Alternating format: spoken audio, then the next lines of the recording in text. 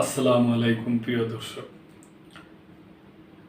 আজ প্রধান উপদেষ্টা চারটা দলের সাথে বাংলাদেশের শীর্ষস্থানীয় চারটা দলের সাথে মিটিং করছেন। ওই সমস্ত মিটিং নিয়ে এই প্রথম আলো পত্রিকায় এই সংবাদটা আসছে। প্রিয় দর্শক, আপনারা তো জানেন যে গতকালকে কি একটা দুর্ঘটনা ঘটে গেল। বাংলাদেশে কতগুলা শিশু মারা গেছে, এখন অনেকে ক্রিটিক্যাল অবস্থায় আছে, বিভিন্ন হসপিটালে আছে, আশঙ্কাজনকভাবে আছে। দেশের অবস্থা খুবই করুণ পরিণতি। মানুষ খুবই এসে আছে যে কোমলমতি শিশুরা স্কুলে একটা বিদ্যাপীঠ ওই জায়গায় অ্যাক্সিডেন্ট হয়ে এরা মারা গেল। অনেক কিছু কিছু শিশুর মাও মারা গেছে, শিক্ষক নিহত হয়েছে।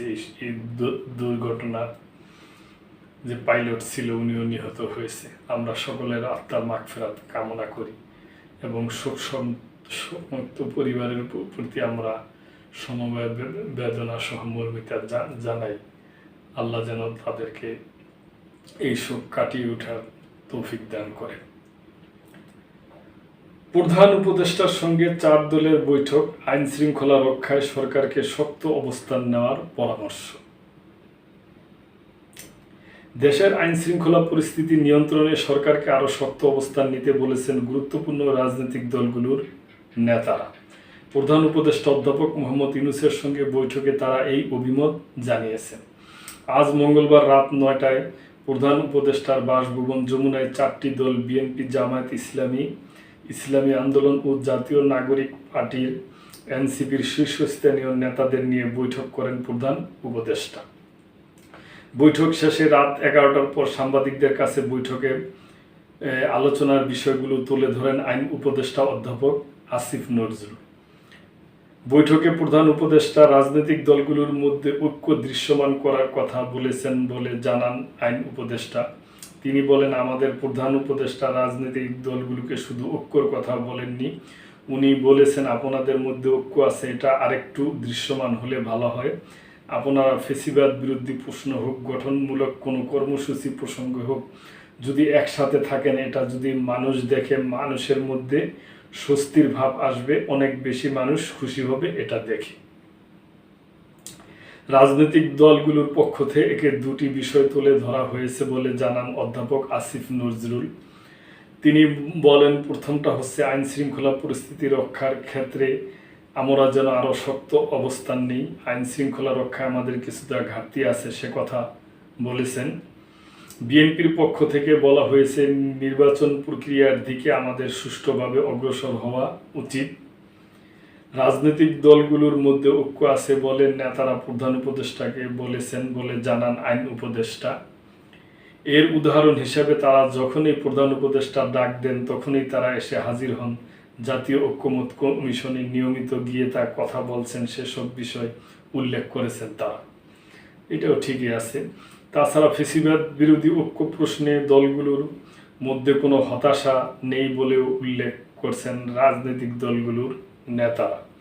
উপদেষ্টা আসিফ নজরুল বলেন, রাজনৈতিক দলগুলো প্রধান উপদেষ্টাকে বলেছেন, ফেসিবাদ প্রশ্নে তাদের মধ্যে কোনো রকম মতভিন্নতা মতবিরোধ নেই। তাদের মধ্যে কেউ কেউ বলেছেন, রাজনীতির মাঠে রাজনৈতিক প্রক্রিয়ার অংশ হিসাবে একজন আরেকজনের বিরুদ্ধে মাঝে মধ্যে কথা বলতে পারে। এর মানে এটা না যে তারা আমাদের রাজনৈতিক প্রতিপক্ষ, তারা আমাদের রাজনৈতিক সহযোগী। রাজনৈতিক মাঠে মাঝে মধ্যে এরকম কিছু কথা বলা হবে, এর থেকে কোনোভাবে ধারণা করা উচিত না। ফেসিবাদ বিরোধী ঐক্য ফাটল ধরেছে। বৈঠকে বিএনপির মহাসচিব মির্জা ফখরুল ইসলাম আলমগীর ও স্থায়ী কমিটির সদস্য আমির খসরু মাহমুদ চৌধুরী, জামাত ইসলামীর নায়েবে আমির আবদুল্লাহ মোহাম্মদ তাহের ও সহকারী সেক্রেটারি জেনারেল হামিদুর রহমান আজাদ, এনসিপির আহ্বায়ক নাহিদ ইসলাম ও সদস্য সচিব আক্তার হোসেন এবং ইসলামী আন্দোলন বাংলাদেশের প্রেসিডিয়াম সদস্য আশরাফ আলী আকন ও যুগ্ম মহাসচিব গাজী আতাউর রহমান উপস্থিত ছিলেন। প্রিয় দর্শক, এতে আমরা খুশি। আমরা চাই যে দলগুলা একমত থাক এবং নির্বাচনে যেহেতু সামনে নির্বাচন হবে, নির্বাচনী ভাষণ বয়ানে ওনারা মানে পলিটিক্যাল রেটরি হিসাবে ওনারা একে অপরের একটু বিরোধিতা করবে, হয়তো তার মানে রাজনৈতিক বক্তব্য দিবে।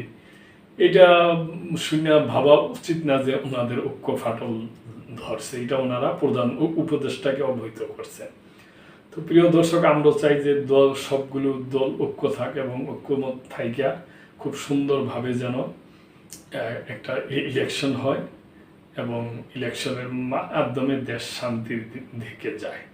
প্রিয় দর্শক, আপনাদের যদি কোনো কিছু বলার থাকে তাহলে অবশ্যই কমেন্ট করবেন, লাইক শেয়ার কমেন্ট করে সাবস্ক্রাইব করে, এবং এই চ্যানেল সম্বন্ধে আপনাদের যদি কোনো কিছু বলার থাকে, আমাদের পরামর্শ দেওয়ার থাকে, অবশ্যই দিবেন, আমরা তা সাদরে গ্রহণ করব। এবং সাবস্ক্রাইব করে চ্যানেলটির পাশেই থাকবেন। আল্লাহ হাফেজ।